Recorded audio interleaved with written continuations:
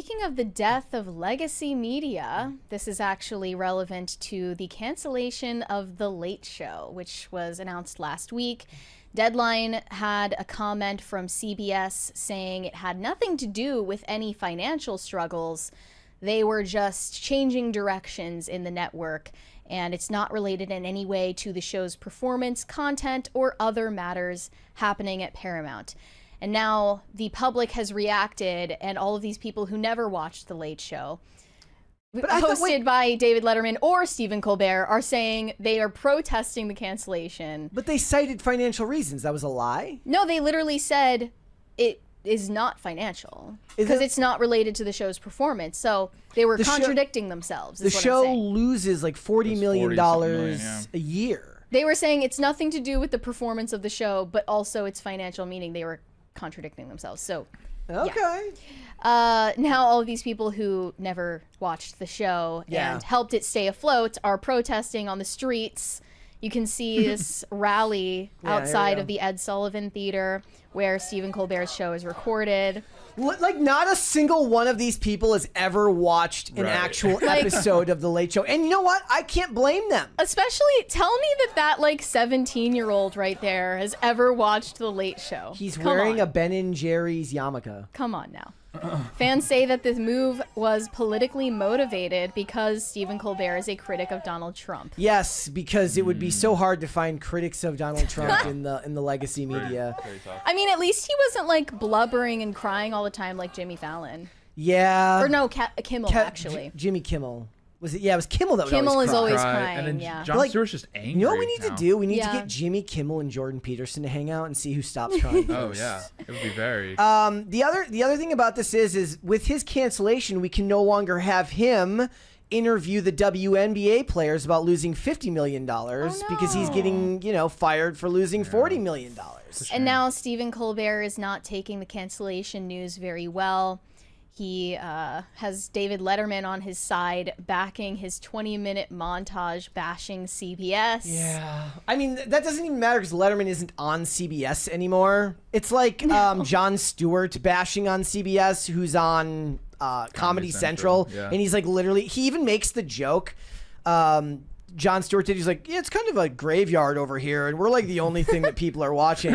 I'll always laugh at these people who get mad and then yell at the people who pay for them. Mm-hmm. Right. Who pay for them to not make it. It's like when actors get mad at studio executives. They're like, they ruined the movie. I'm like, well, there would be no movie at all if they weren't the ones funding it. Like, unless you're funding it yourself, he's going to have to go and try and do this on YouTube and realize very quickly that you can't, pay 100 writers to do a YouTube show. Well, they all started podcasts, especially during COVID. Strike Force 5. Remember that? Yep, that was a low moment for them. This was Trump's reaction to the cancellation on Truth Social. I absolutely love that Colbert got fired. His talent was even less than his ratings. I hear Jimmy Kimmel is next. Has even less talent than Colbert. Greg Gutfeld is better than all of them combined, including the moron on NBC who ruined the once great Tonight Show.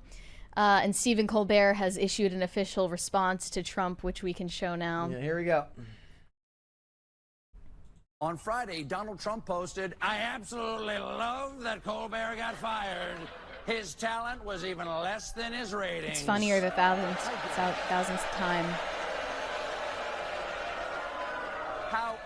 How dare you, sir? Would an untalented man be able to compose the following satirical witticism? Go yourself. Oh, he went there. I mean, bro's still fired though, so it feels like addressing it is kind of not going to work. That's just adding another L on top of an L. He's totally changed the paradigm. I saw somebody bring up something really funny where they talked about how after this came out, Kimmel and Fallon and them, they all kind of rallied around him. It's like late night resistance. Yeah. And somebody pointed out, like, the reason why, I mean, there's a lot of reasons why, but one argument is, like, the reason why The Late Show and The Tonight Show did such great ratings back in the day is because Letterman and Leno were, like, facing off against each other to try and win. It's like WWF and WCW back in the day before it was WWE. By all accounts, they hated each other. Competition breeds, growth and change. It was cutthroat. I mean, Leno went and took Conan's job back after a year. Yeah, that was brutal. They did not play around back then. And Conan was one of the few ones that I actually liked, other than I guess Craig Ferguson. Granted, I didn't watch Craig Ferguson. Him, I kind of more saw clips of, but I liked Conan a lot back in the day. But even he's not, he's still guilty. He did that thing for Haiti, which was really. What did he do? Remember that? Yeah, he's like, go to Haiti. He it's did a great. whole special in Haiti when Trump called it like an asshole or something. Oh. Yeah. And he was like, you could learn so much from these people. And like barbecued his producer while he was there. That must not have landed very well. Yeah. And then The Daily Show is also in dire straits because Trevor Noah's gone, and they're trying to put together a rotating list of I think it's guest like hosts. That was Leslie Jones for a minute it was there. so bad. Like Stewart did like Mondays, I think. Yeah. They picked like the worst day to open. Well, Jon Stewart comes back, temporarily, and he did like a whole skit yesterday, like showing it was like the Coldplay thing, except for it was Trump holding Paramount. No, I think I thought that was the Colbert Show. Wasn't that Jon Stewart? It was Jon Stewart. I could be misremembering that. It could have been because I remember they put all the different hosts in the crowd for it. Yeah. Yeah. Man, that one has become a meme, like an overdone meme. So, did you see the Bill Cosby one?